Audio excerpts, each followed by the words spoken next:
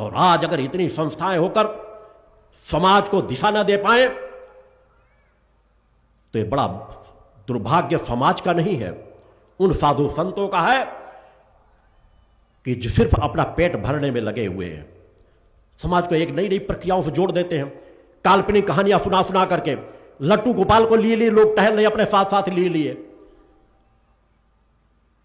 क्यों नहीं? एक छोटी छोटी कामनाओं की पूर्ति के लिए अरे भगवान कृष्ण की आराधना करो, उनके बाल गोपाल के रूप की भी आराधना करो, मगर घर में रख करके, सम्मान के साथ एक स्थान में रख करके, उनकी कृपा को अपने हृदय में हर पल स्थापित करके रखो। मगर ये लिए टहलना सब जगह कि तुम चाय पी रहे हो तो उनको भी चाय पिला रही है, मूर्खता है, अज्ञानता है।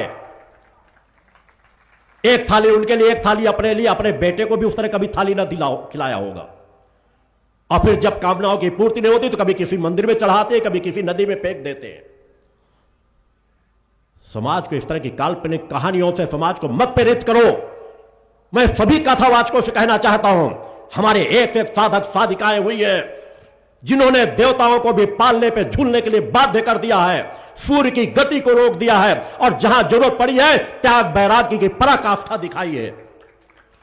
उन ऋषियों मुनियों का ज्ञान दो, उन भक्तों का उदाहरण दो कि अगर कोई शोध करता भविष्य में शोध भी करे तो हां कहे कि जो कहा गया था वैसा हमारे अध्यात्म में, हमारे सनातन में, हमारे हिंदू धर्म में लोग वैसा जीवन जीते थे, वैसे तपस्वियों का जीवन जीते थे।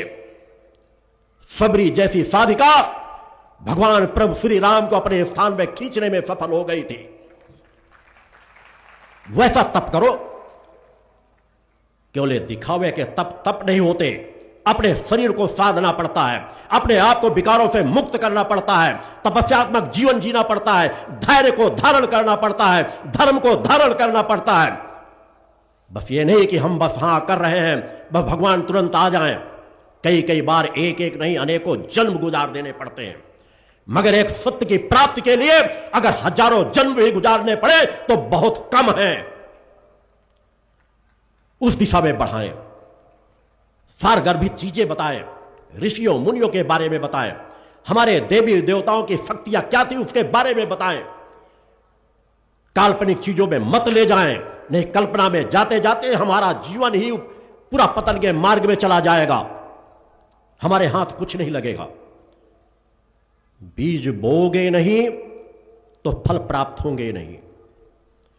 बीज बोना भी पड़ेगा, पेड़ की रक्षा भी करना पड़ेगा, तभी हमें अच्छे फल भी प्राप्त होंगे। मगर केवल फलों की कहानियां सुना सुना करके बीज किस तरह बोना है यह ज्ञान नहीं कराओगे तो समाज के हाथ कुछ नहीं लगेगा। इसलिए हमारा समाज दीनहीन, असमर्थ, असहाय होता जा रहा है। संतोष कहीं नजर नहीं आता, धैर्यता कहीं नजर नहीं आती, वीरता कहीं नजर नहीं आती, साहस कहीं नजर नहीं आता।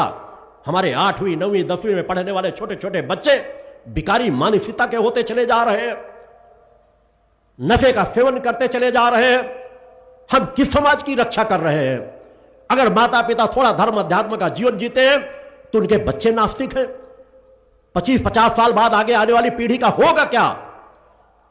फिर वो या तो ईसाई बनेंगे या इस्लाम धर्म स्वीकार करेंगे, थोड़े थोड़े पैसे के लिए चंद टुकड़ों में अपना धर्म बेच देंगे।